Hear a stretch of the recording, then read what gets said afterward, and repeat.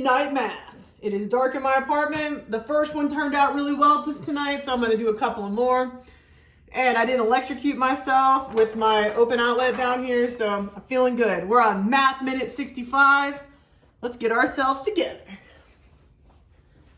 We're going to take it down a little bit and see how many we could fit on my paper. Nope, definitely only fitting 5 on my paper tonight. And no one told me last night that I actually wrote on the wall again. I wrote on the wall again. I had to get my Clorox bleach out, bleach that up so there's not a red one hanging out over there. So we got 3 more to do this week because there are 3 more markers in my hand. I'm going to go ahead and use blue tonight. I'm going to put this blue cap as nicely as possible next to my phone so that I do not mess with it, because I do not want to mess with your view of what I'm trying to do. I'm going to turn my iPad back on because I don't know why it took me so long to get started again, get this next one going. Okay, so number 1, write 28% as a decimal.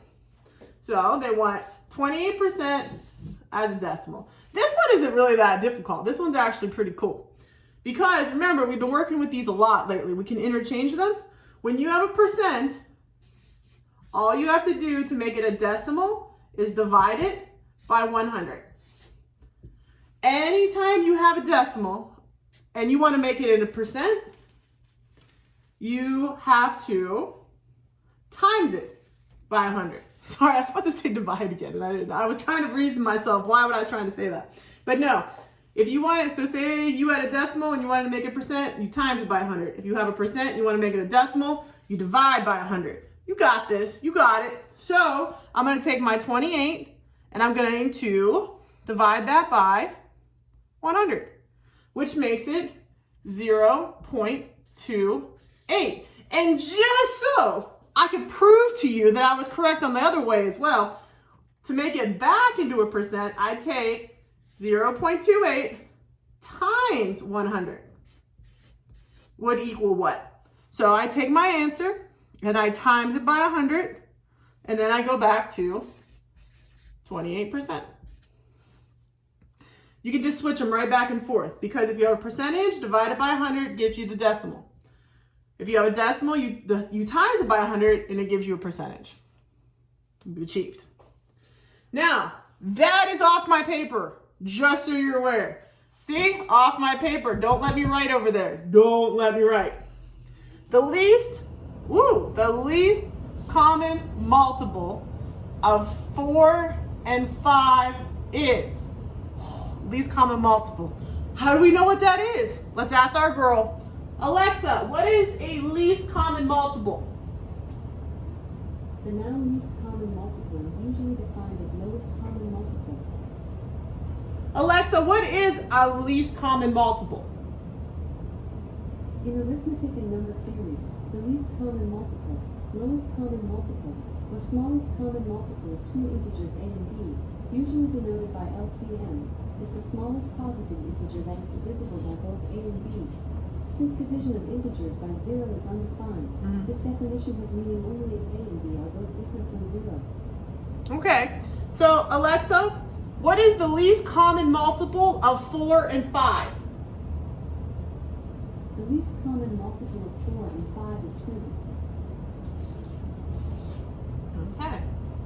That is the least number that you can times these together, each one of these by another number that will give you the same answer. That's the least common multiple. That's something you really should look up. It's a complicated system, and there's lots of ways for us to fill up this entire page to show you that. But I'm more interested in greatest common factors than I am least common multiples. But if you really want to get the easiest way to do it so you can understand it the best, is that anytime that you get this question, always start with the 2 numbers times together. All right? That will give you a common multiple no matter what, and that's a good way to get it started. In this instance, it is correct, but it's not always correct. But remember that in the future, that if you need to find a common multiple, try just timesing the 2 numbers together first. because that will give you a common multiple, just not always the lowest common multiple, and that's the least of our problems. All right, number 3, reduce 5/40, or 5 divided by 40. So if I'm going to reduce these down, you got to use the magic numbers. Now on the last paper, magic numbers didn't work, but let's see if magic numbers will work this time. So we have 2s, 3s, 5s, and 10s. 1 sticks right out. This number matches this number. So all we have to do is figure out this 40 divided by 5 evenly. So we take our tool and we go 40 divided by 5 equals 8. So we know both numbers are divisible by 5, because 5 divided by 5 equals what? Dude, you had 5 cookies and 5 people that you're giving out cookies to. How many does each person get? He could get a cookie. So 1. Can I go any lower than 1 to reduce anything by? Nope, that's impossible. So that one was easy, thank goodness, because that other one really rocked my world. All right, so last night's one. So you have 2s you don't got to worry about, 3s you don't got to worry about, and 10s you can't because it's higher than the actual 5. So 5 is perfect. So you divide it by itself, you get that. This is even, we're good to go. Woo! Ooh, they tried to trick us again. Because remember, 4/10, can we make that a decimal? Which easily makes it into a percentage? Actually, yeah, we can. So we're gonna take our tool, 4 divided by 10. So we're gonna get rid of this. We do not work with fractions unless we have to work with fractions. We do not do that on purpose. So our decimal is 0.4. Now, if I have a decimal and I'm trying to make it a percent, what do? I times it by 100. Ooh, I like it when they do it in progression. So we take our decimal, we times it by 100, and we find out what the percentage is. So we have 0.4 times, whoa, I hit times twice, times 100. So in that instance, we have 4%. See, not bad. You can also do it the old school coronavirus way, because we went over it last week. Anytime that you're timesing something by 100 or 10, like a base 10, I'm gonna write it over here so you can see it. So you have 1 0 and 2 zeros, and since you're timesing, you're moving that decimal point. Oh, I'm glad we checked it. Congratulations, we totally got it wrong. I messed up. I put it by 100 instead of by 10. Oh, okay. So I'm glad we checked it because I typed it in wrong. See, this is good that you do something twice. Make sure to check your answer. So it's not 4% because I thought that this said that when I looked at it. I might have said it right, but apparently my brain was not working. So if we're going to move the decimal point, how many times are we moving it? Twice. Here's once. And then if I'm going to move it twice, I got to go once, twice, which means I'm missing a 0. Since I'm missing a 0, put it down. So 4/10 is 40%. Ooh, that was a good catch. I would have been embarrassed later if I had gotten this and I looked back at the video and I was wrong. Good for us. Yeah. Good for us. Number 5. If AC, remember, you have two things squished together, that is a butt cheek situation. When you have a butt cheek situation, that is times. If AC equals 20 and A equals 10, then C equals what? So let's rewrite this so it makes sense to us. So we have A times C equals 20. Now we know that A equals 10. So let's rewrite it a second time. So we know 10 times C equals 20. Now I know that our tool let us down last time, but I think it was mostly my brain than the tool. So we're gonna go with 10 on photomath. 10 times C equals 20. So the answer is C is, photomath says 2. Now this one here, we don't got to do a lot of extra calculations all over the place because watch. 10 we have to get it to 20 and we're timesing it. So we're going to skip count by tens. So we have 10, 20. So it already shows us what we have to do. Oh, dude, there's so many opportunities for teaching on this one. All right, I'm going to do it anyway. So if we have, so you guys can see it, so you guys can start being, so you guys can get exposed to it. We have to balance it. Right? Okay, so here's our balance. When you have times, then you have to divide. You always have to do the opposite function. If you have divide, then you should times.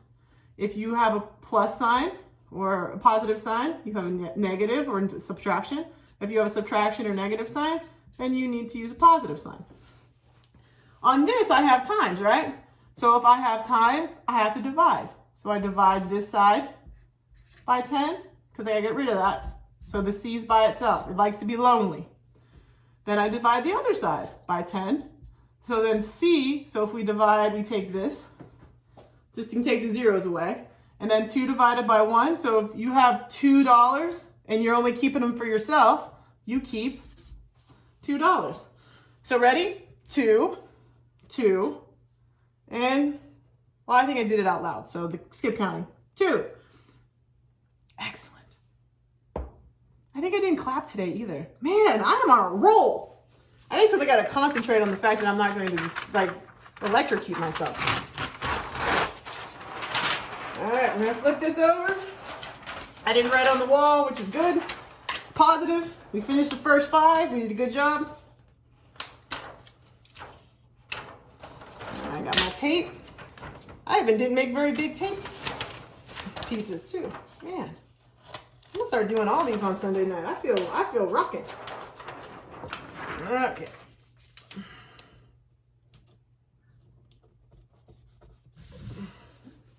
Got her down. Let's go on to 6 through 10.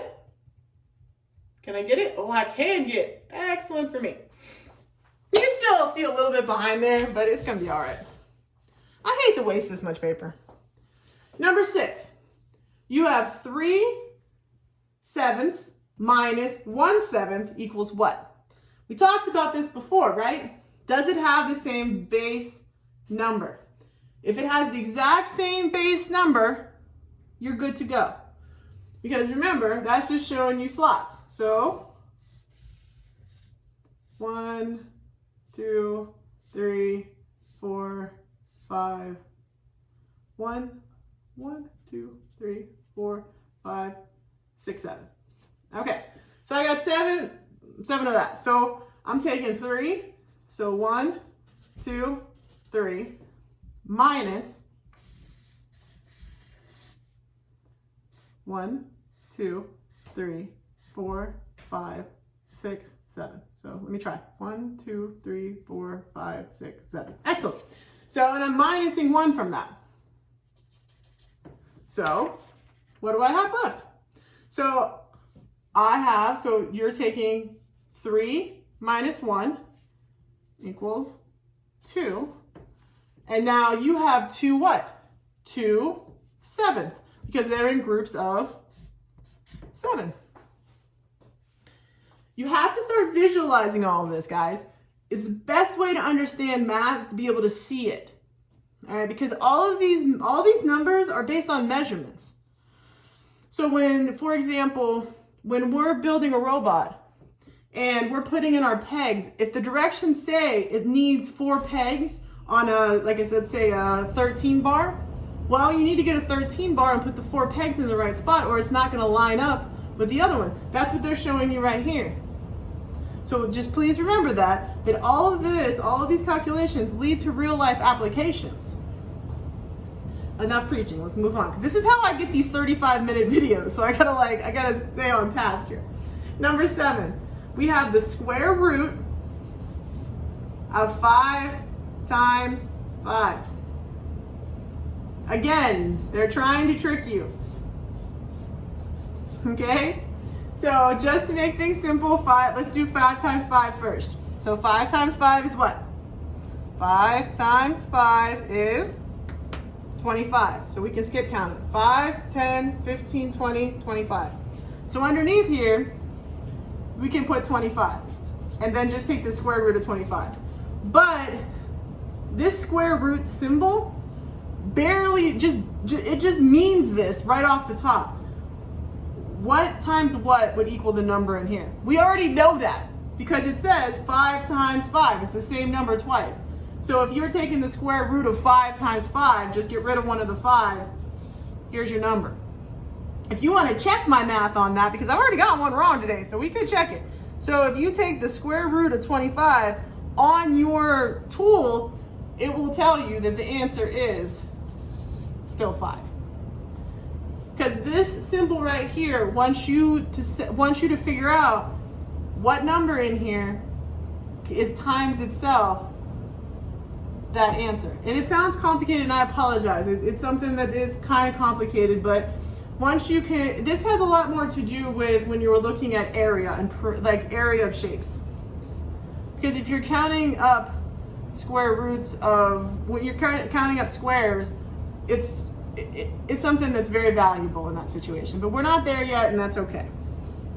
List the factors of 25. Whew! Alexa, what are the factors of 25? 25's factors are 1, 5, and 25. Ooh, that was easy tonight. 1, 5, and 25.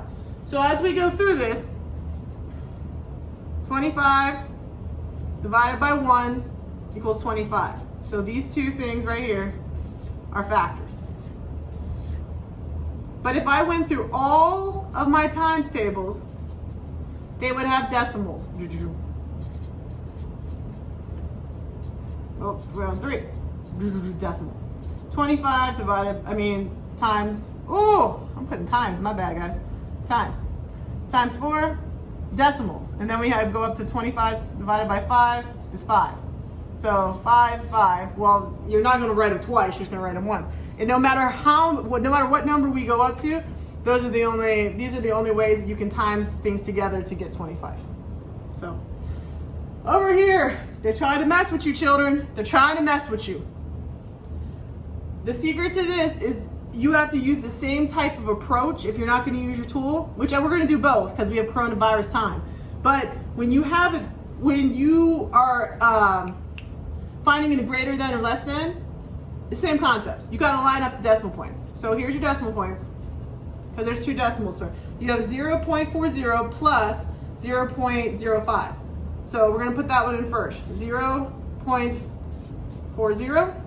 and then we have 0.05.